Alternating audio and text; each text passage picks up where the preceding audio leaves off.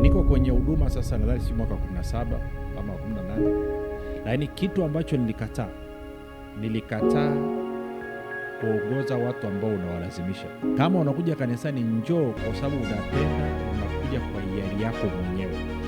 Kama umeamua kuiba, kama umeamua kuomba, kama umeamua kutoa, kama umeamua kwenda kuchuria, fanya kwa moyo wako wote na kusimamisha, sio kwa kulazimishwa. Kwa sababu ya kulazimishwa ama kulazimishana haileti matunda yoyote katika ufalme.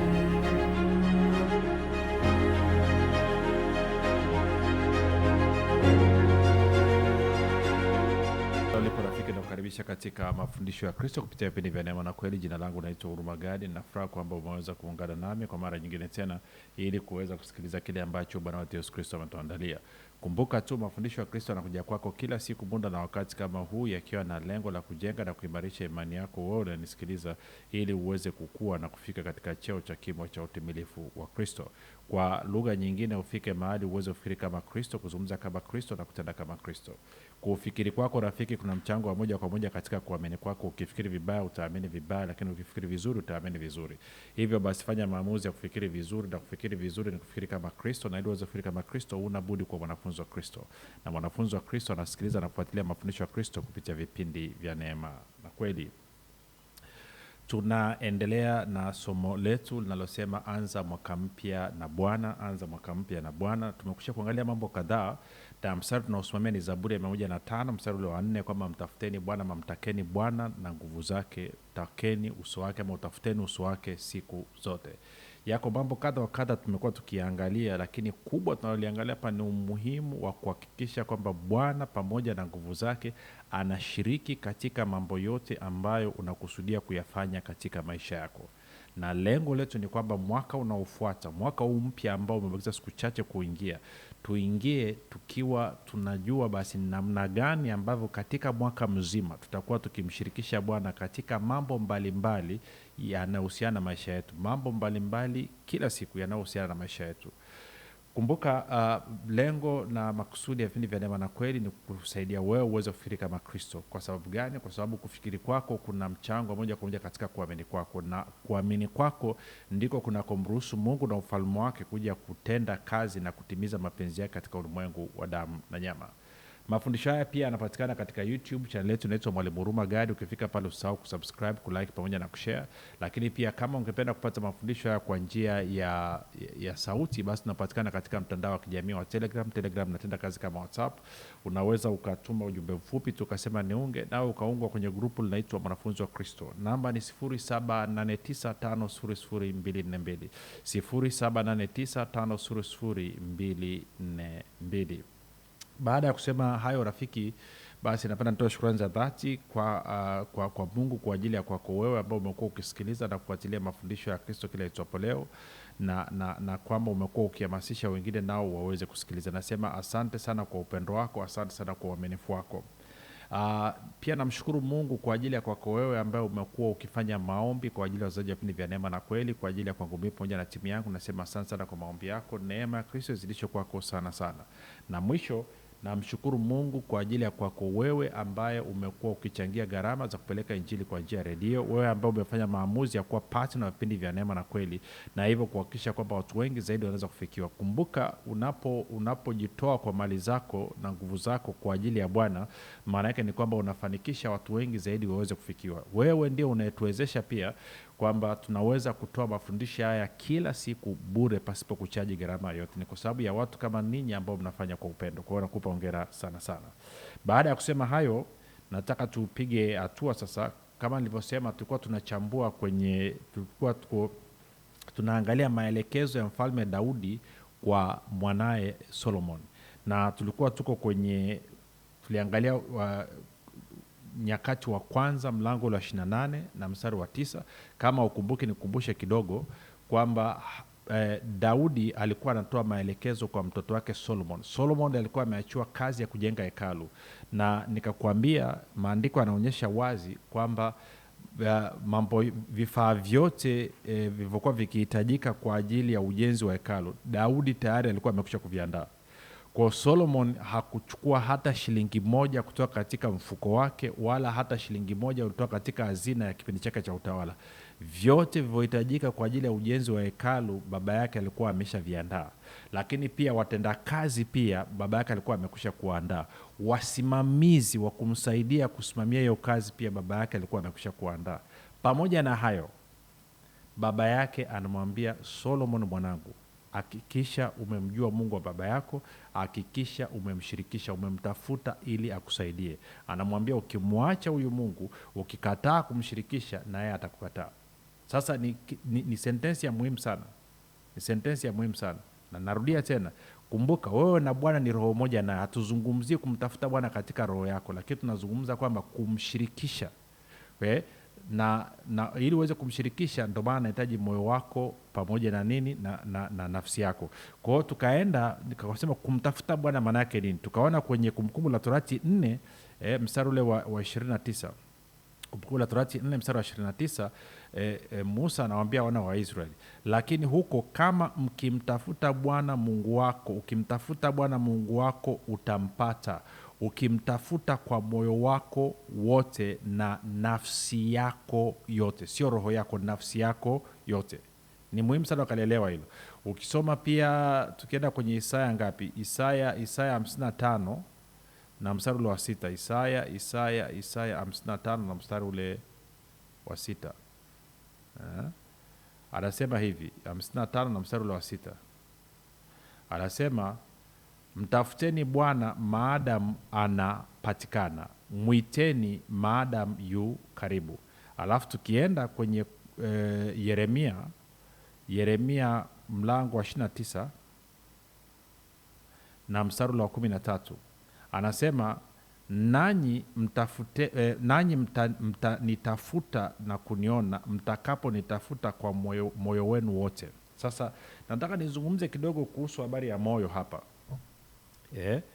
Kama tulivyoona, anasema unamtafuta kwa moyo wako wote na kwa nafsi yako yote. Nikakwambia kwenye nafsi kuna fikra, kuna hisia, kuna maamuzi.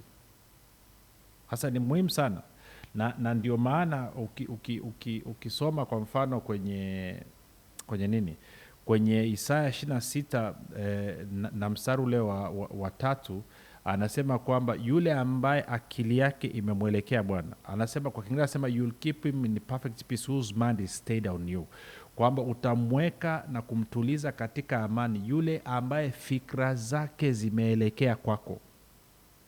Kwa hiyo sio tu kwamba Mungu anataka umtafute kwa moyo wako wote, lakini pia anataka umtafute kwa nafsi yako yote. Kwa lugha nyingine, anataka moyo wako na nafsi yako, kwa sababu ngoja nikwambie kitu kimoja, nafsi ndo kuna hisia, na hisia zako zikivurugika zikawa hasi, ndio pale ambapo mtu anachanganyikiwa, hataki hata kusikia neno la Mungu, anatafuta ufumbuzi katika damu na nyama.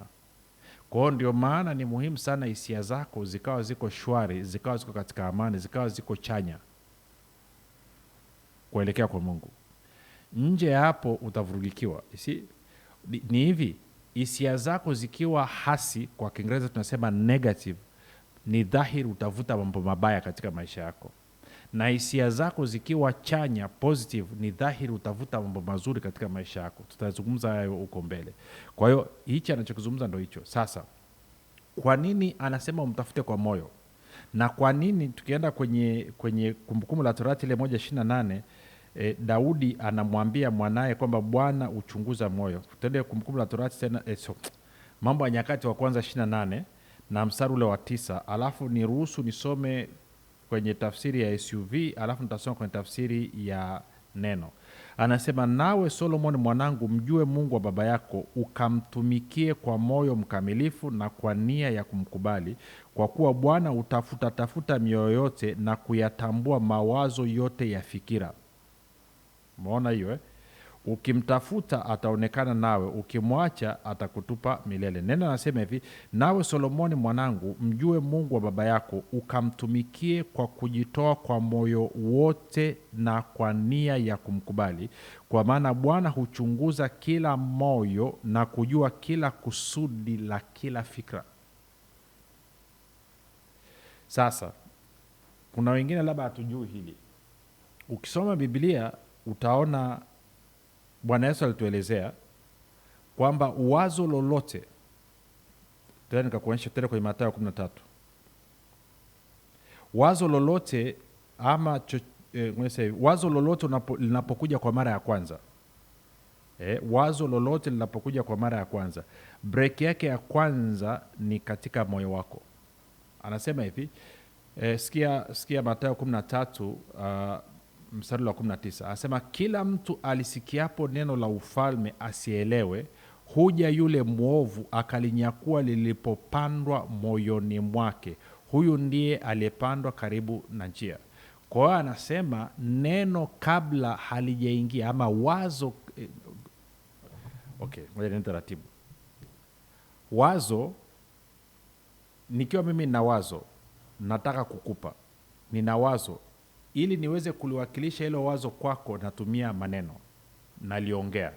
Tunaenda sawa? Sasa kwa hiyo Bwana Yesu anasema neno au wazo linapokuja, breki ya kwanza ni kwenye moyo wako. Alafu anasema hilo wazo ambalo limekuja kwa njia ya neno ama kwa njia ya wazo, haijalishi, utakapolielewa linabakia kwenye moyo, usipolielewa linaondoka. Lugha nyingine nyepesi ni hii: hilo wazo ukilikubali linabakia, usipolikubali linaondoka. Tunaenda sawa mpaka hapo? Sasa kwa hiyo maana yake nini? Maana yake ni kwamba Mungu pamoja na Ibilisi wote wanapozungumza na wewe, mawazo yao yanaenda moja kwa moja, ama neno la Bwana ama neno la Ibilisi linaenda moja kwa moja kwenye moyo wako. Ndo break ya kwanza. Ukilikubali hilo wazo, hilo neno linabakia. Ukilikataa hilo wazo, hilo neno linaondoka. Na kwa maana hiyo sasa, Bwana naye anapofanya maamuzi, yeye anaangalia kwenye moyo, kwa sababu kwenye moyo kama nilivyokueleza ndio sebuleni, ndo sehemu ambayo wewe na Bwana mnakutana. Yeye ni roho na wewe ni roho, ni sehemu ambayo wewe na yeye mnafanyia maamuzi, na moyo wako ndio mlango unaoruhusu ulimwengu wa roho kuja kutenda kazi katika ulimwengu wa damu na nyama.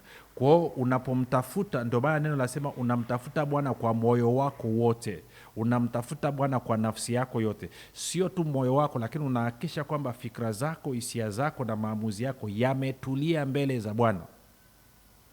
Sasa inawezekana unanisikiliza, mara ngapi umetaka kuomba kufanya ushirika na Bwana alafu ukavutiwa na kipindi cha television zaidi kuliko kwenda kufanya ushirika, ama ukavutiwa na kuangalia Instagram na Facebook zaidi kuliko kufanya ushirika, ama ukasikia kiu ya kwenda kumtembelea fulani kuliko kujitenga, and so on and so forth.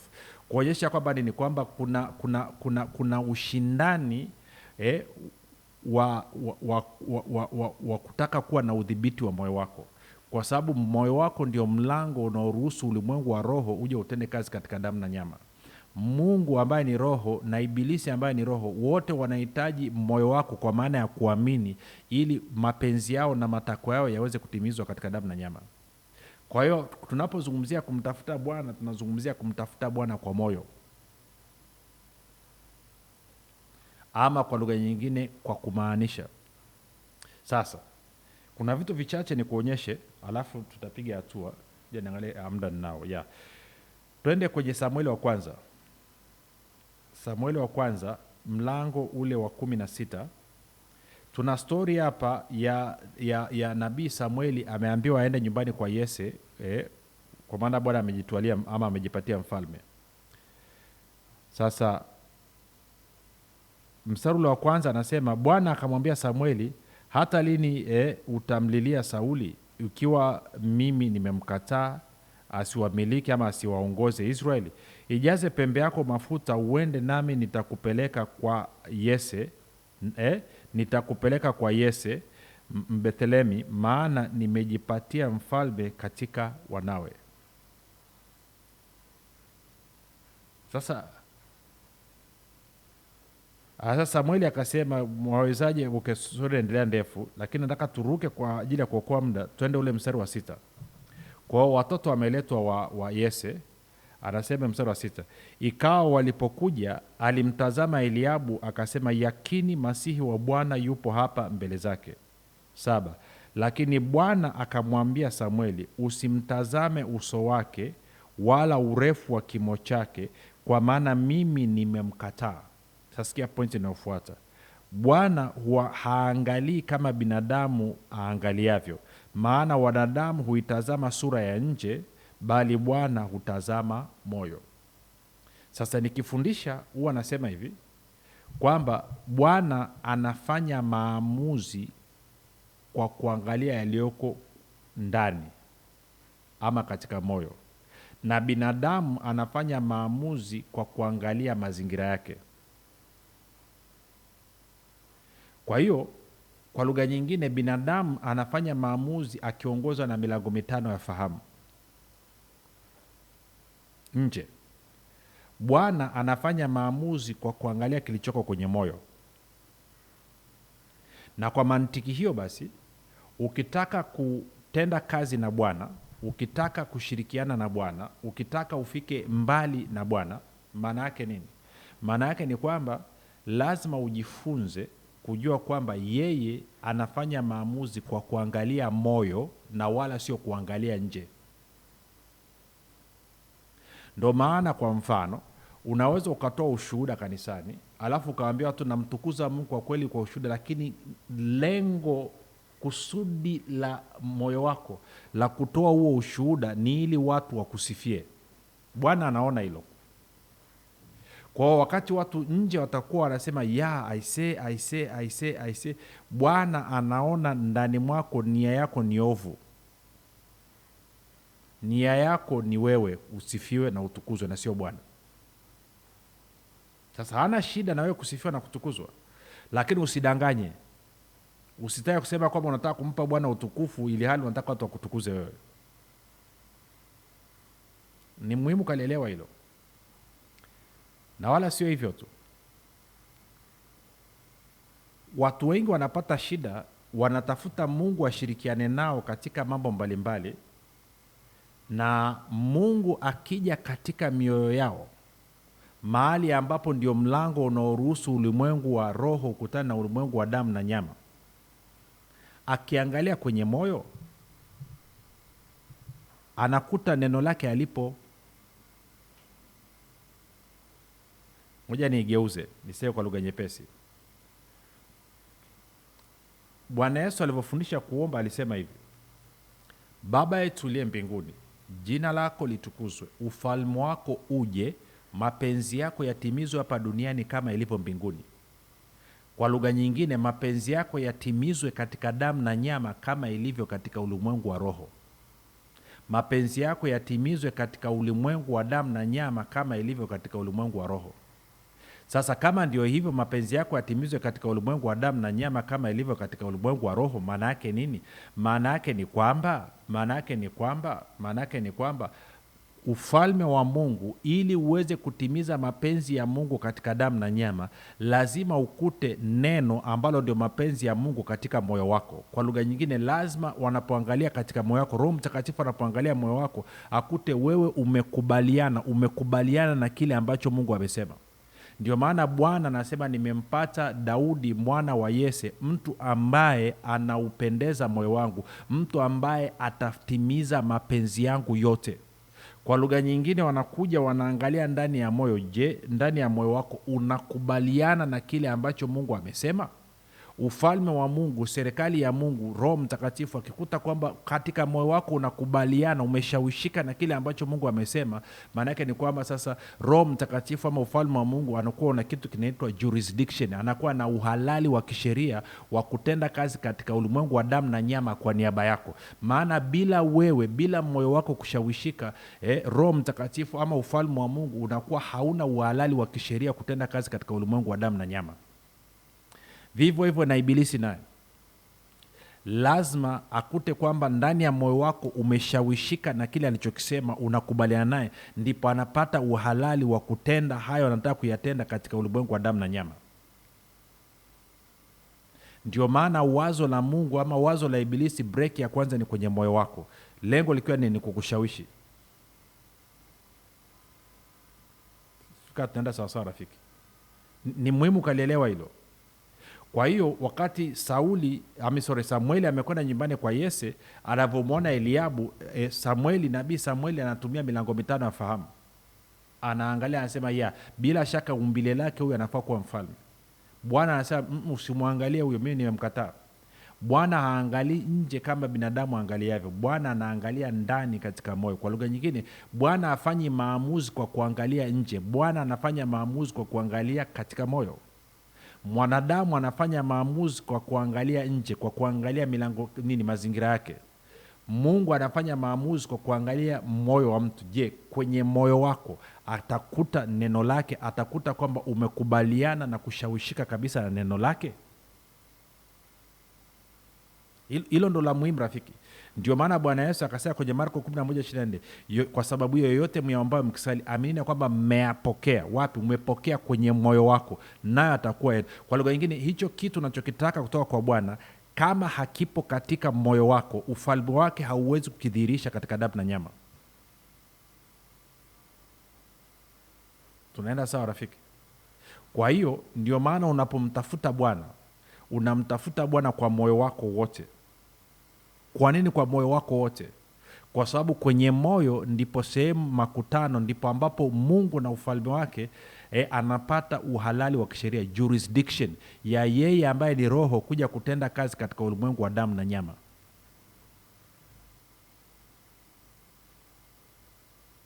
Kwa hiyo ndo maana ukisoma kumpenda, anasema mpende Bwana kwa moyo wako wote. Mtafute Bwana kwa moyo wako wote. Fanya chochote unachokifanya, fanya kwa moyo wako wote. Kwa nini? Kwa sababu moyo ndio ufunguo wa kila kitu. Hicho kitu, kama moyo wako hujashawishika na kile ambacho Mungu amesema, ama hujashawishika na kile ambacho Ibilisi amesema, kwa sababu wote hao wawili ni roho, hakiwezi kutimia katika ulimwengu wa damu na nyama. Naenda taratibu ili tuweze kuelewana. Kwa hiyo Daudi anamsisitiza mwanaye. Turudi tena kwenye Nyakati wa Kwanza 28 mstari wa 9. Angalia Daudi anavyomwambia mwanaye, nawe Solomon mwanangu, mjue Mungu wa baba yako, ukamtumikie kwa moyo mkamilifu, ama kwa moyo wako wote, na kwa nia ya kumkubali ama kukubaliana na neno lake, kwa kuwa Bwana hutafuta mioyo yote na kuyatambua mawazo yote ya fikra. Ukimtafuta ataonekana nawe, ukimwacha atakutupa milele. Sijui kwa napata rafiki ninachozungumza hapa. Kwa hiyo kushinda na kushindwa ni katika moyo. Uwepo wa Bwana na nguvu zake unaingizwa kazini kupitia moyo wako. Ndio maana kwa mfano akasema, tuko kwenye Nyakati wa Pili, Nyakati wa Pili mlango wa 16 na mstari wa 9a, anasema hivi, kwa maana macho ya Bwana hukimbia duniani mote, ili ajionyeshe mwenye nguvu kwa ajili ya hao waliokamilika moyo kuelekea kwake. Kwa ajili ya hao waliokamilika moyo kuelekea kwake. Sikia kwa neno anavyosema, anasema kwa kuwa macho ya Bwana hukimbia duniani kote, ili kujionyesha mwenye nguvu kwa ajili ya wale ambao mioyo yao inamtegemea kwa ukamilifu. Kwa hiyo rafiki, ushiriki wa Mungu, ushiriki wa Bwana katika maisha yako ni kupitia moyo. Kwa hiyo tunapozungumzia kumtafuta Bwana, tunazungumzia ni katika moyo wako, na kuhakikisha kwamba katika nafsi yako, kwa maana ya fikra zako, maamuzi yako na hisia zako, nazo zimejituliza kwa Bwana. Sasa wengi hawalijui hili. Tunahangaika na nje. Lakini Bwana akija kwenye moyo wako, umeshawishika na nini? Na hilo alilolisema katika neno lake. Umeshawishika na mapenzi yake. Unachotafuta, unatafuta kutimiza mapenzi yake katika biashara yako. Unasema okay, mapenzi ya Mungu katika biashara yako nini? Biashara yangu nini? Mapenzi ya Mungu katika biashara yako nini? Mapenzi ya Mungu katika biashara yako ni wewe ubarikiwe. Maana yake ni kwamba wewe biashara yako kuzaa sana, kuzidi kuongezeka, kujaa, kutiisha na kutawala. Kumbuka, baraka ya Bwana kazi yake nini? Kuzalisha, kujaza, kuzidisha, kujaza, kutiisha pamoja na kutawala.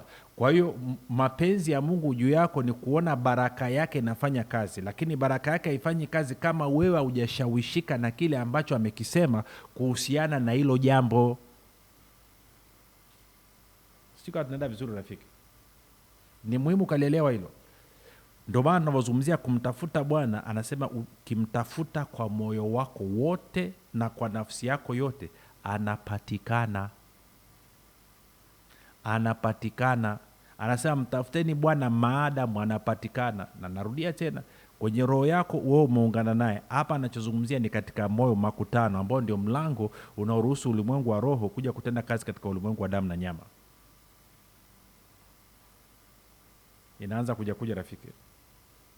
Unasema okay, kama naipatapata, ni vyema ukaipata. Sio nje, sio eka zako, umenena kwa lugha, umepiga kelele, umepasua kwenye moyo. Jina langu naitwa Huruma Gadi. Yesu ni Kristo na Bwana. Tukutane kesho muda na wakati kama huu.